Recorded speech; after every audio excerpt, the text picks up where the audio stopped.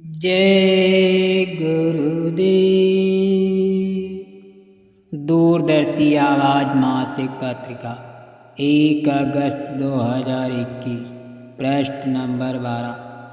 जब अवतारों का बहुमत आएगा, जो हम कहेंगे वही भविष्य में होगा। अभी तो बहुमत है इनके साथ, फिर इनका बहुमत काम नहीं करेगा तो किसी का बहुमत आएगा, उनका बहुमत भी स्थगित हो जाएगा। फिर नौजवानों का बहुमत आएगा, वो बहुमत भी जल्दी जल्दी खत्म होगा। इनके सबके बाद उन आने वालों का बहुमत आएगा जिन्हें आप अवतार कहें, आप महात्मा कहें, राम कृष्ण मोहम्मद ईसा कुछ भी कहें। उनका जब बहुमत आएगा तो उनके बहुमत से इस देश में धर्म का निर्माण होगा, न्याय सुरक्षा आएगी, सारी व्यवस्थाएं अपनी अपनी जगह पर ठीक हो जाएंगी। महात्माओं को समझना आसान नहीं। किसान जब बरसात आती है तो जमीन की जुताई करके बीज डालता है और ये आशा लगाता है कि 2-4 दिन में पौधे निकलेंगे। इस बीच में वो खेत की बड़ी देखभाल करता रहता है कि कोई ऐसी घास न उग जाए जो खेत को खराब कर दे। इसी तरह जब हम सत्संग में आते हैं, नाम की साधना में लगते हैं, तो हमें पूरी चौकसी करनी चाहिए कि हमारे अंदर कोई ऐसी गंदगी न आ जाए, कोई ऐसी घास न जमने पाए जिससे हमारी साधना में कोई रुकावट हो। सत्संग में आए साधना करते हैं, ये एक तरह का बीज डाल दिया, अब किसी तरह की घास ना निकलने पाए, इसकी निरख परख होती रहती है। ऐसी कोई चीज़ ना आ जाए जिससे उसके नाम रूप में, भजन और ध्यान में, भाव और भक्ति में, विश्वास और प्रेम में विक्षेप पैदा हो जाए।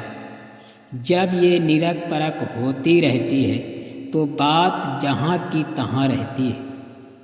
सत्संगी बराबर व्यवहार में, बातचीत में और अपनी निरख परख में सावधानी बरतें।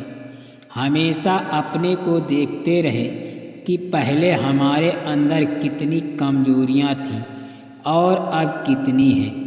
अपने को देखते रहें, चलते रहें, साधन भजन करते रहें, नाम धन जमा होता रहता है। जमते जमते इसका समूह बन जाता है, फिर उसका फल मिलने लगता है। मन बुद्धि चित्त ये तीनों चीज़ें साथ दे जाएं तो काम बन जाता है। ये नहीं कि बाबा जी के पास आए तो तुरंत सब काम हो जाए।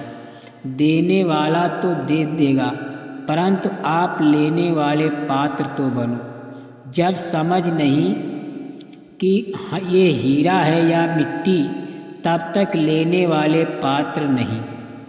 हम अनादिकाल से सांसारी हैं, वासनाओं में जकड़े हैं। महात्माओं को समझ लेना इतना आसान नहीं है। तरह तरह की वासना वाले लोग यहाँ आते हैं, कोई भगवान को मांगने नहीं आता है। महात्मा जब मुफ्त में देते हैं तो लोग ले तो लेते हैं, क्योंकि डरते हैं, इधर उधर फेंक देते हैं। कोई न कोई तो ले लेगा ही। जब शोहरत होती है तो लोग फिर मांगते हैं। देश डूबने से बचाइए। मैं वो ज़माना याद करता हूँ कि जब मजदूर को अंग्रेजी राज में 2 पैसे मजदूरी मिलती थी। बड़े कारीगरों को जो संगमरमर पर नक्काशी का काम करते थे उनको 5 पैसा मिलता था। और उन इंसानों की सेवा, प्यार, ईमान और इखलाक को याद करता हूँ और इन दिनों को देखता हूँ तो ऐसा लगता है कि ज़मीन ऊपर चली गई और आसमान नीचे उतर आया। इतना ज़माना बदल गया। कंदराओं और गुफाओं में जो लोग बैठे हैं उनसे भी मैं अनुरोध करता हूँ कि वो बाहर मैदान में आ जाएं। गुफाओं में बैठे रहें, न अपना कल्याण किया और न दूसरों का कल्याण कर सके।